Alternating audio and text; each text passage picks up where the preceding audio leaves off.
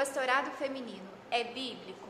Em 1848, em Seneca Falls, aconteceu a primeira reunião de mulheres feministas, a chamada Convenção de Mulheres. E é interessante que, depois dessa reunião, em 1850, 2 anos depois, chegou a ordenação de pastoras. Antes disso, não havia ordenação de mulheres, nem na Igreja Católica e nem na Igreja Protestante. As feministas evangélicas se apoiam na história de Débora para argumentar em favor da ordenação feminina. Mas será que faz sentido isso? Débora, uma profetisa, mulher de Lapidote, juíza, será que ela exerceu função designada por Deus aos homens? Não. Débora não ensinou. Débora não governou o seu povo. Débora não liderou militarmente. Inclusive, quando Baraque a convidou para ir com ele ao campo de batalha, ela o repreendeu e o encorajou a fazer isso. Ela o repreendeu, dizendo que viria pelas mãos de uma mulher a honra da vitória. E foi o que aconteceu. Foi através de Jael que o inimigo do seu povo, do povo de Israel, foi morto. Isso representou, biblicamente dizendo, uma vergonha aos homens daquela época, daquela sociedade. Isso representou, biblicamente dizendo, uma reprovação à liderança dos homens. No final do livro de Juízes, a gente lê que aquela sociedade estava vivendo de uma forma que Deus reprova, fazendo coisas abomináveis aos olhos de Deus. E, inclusive, havia a negligência da parte dos homens com relação aos seus papéis. Bem,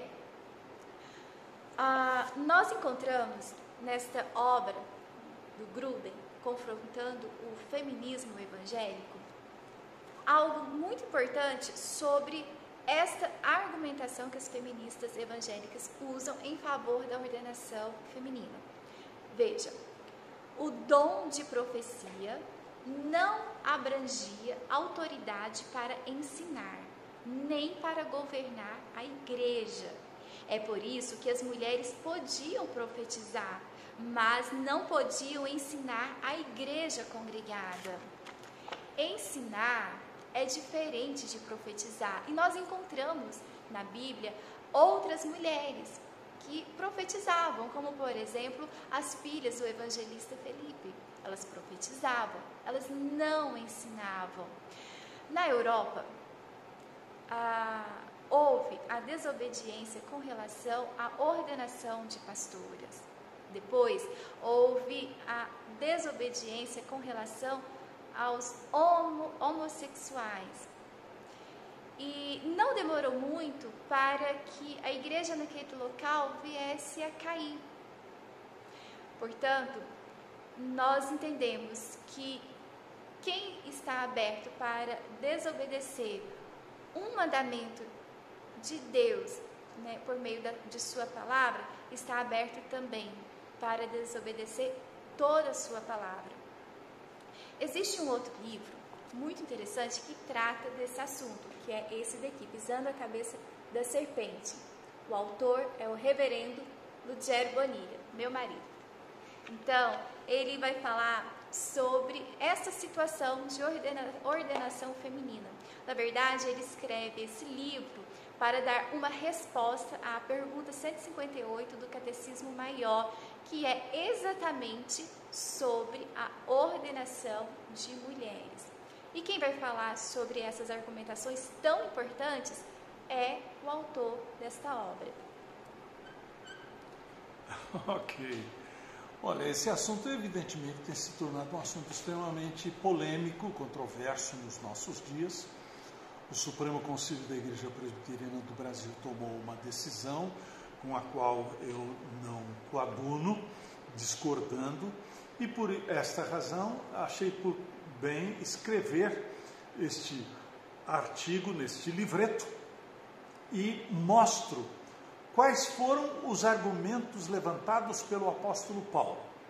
O apóstolo Paulo parece ser extremamente mal educado, pouco cavalheiro com as mulheres, porque afirma: não admito que a mulher ensine, mas que permaneça em silêncio e que não exerça o papel de homem dentro da igreja e no contexto do lar.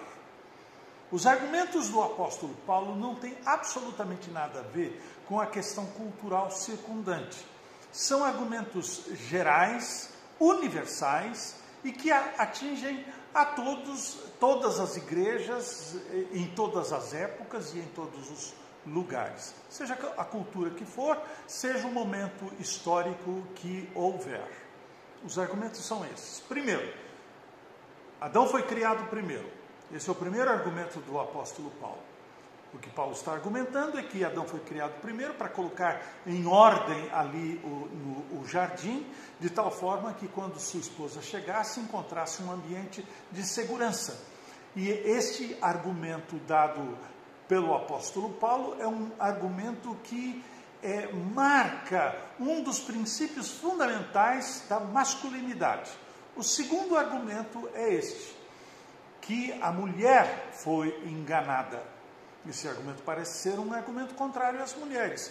Contudo, não é, porque o apóstolo Paulo está mostrando que o homem não foi enganado. Ele tomou do fruto, desobedeceu a Deus em sã consciência, em pleno conhecimento do que ele estava fazendo. Por essa razão, então, o argumento do apóstolo Paulo, mais uma vez, é um argumento favorável às mulheres e chamando os homens aos brios. O terceiro argumento o apóstolo Paulo apresenta numa outra porção das Escrituras, escrevendo a sua carta aos Coríntios, dizendo que é vergonhoso para a mulher assumir o papel de homem. O que Paulo está dizendo? É que o homem deve se parecer com um homem, a mulher deve se parecer com uma mulher. E nisto existe uma representatividade. O que Paulo está mostrando claramente é que Deus criou todas as coisas, homem e mulher foram criados à sua imagem e semelhança, iguais, porém paradoxalmente diferentes.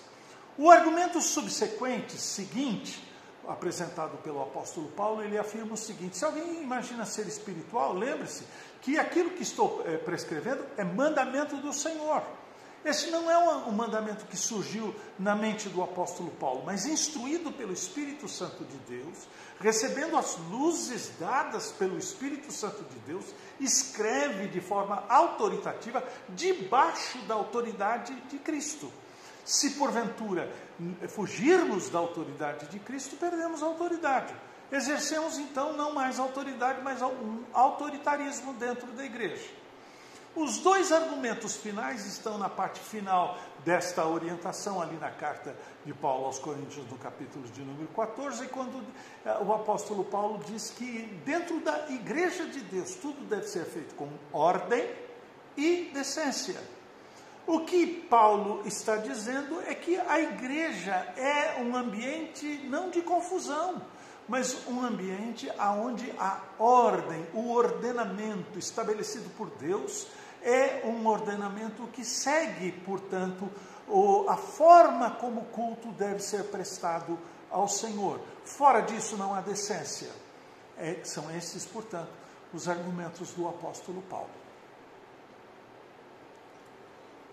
Bom, considerando esses argumentos, nós podemos entender que a argumentação de algumas pessoas de que essa ordem dada pelo apóstolo Paulo tem caráter cultural, tinha a ver com a cultura da época, isso não é verdade, porque em 2 Timóteo capítulo 2, verso 13, diz o seguinte: porque primeiro, como meu marido acabou de explicar, porque primeiro foi formado Adão, depois Eva. Isso não tem a ver com a cultura nem judaica e nem grega.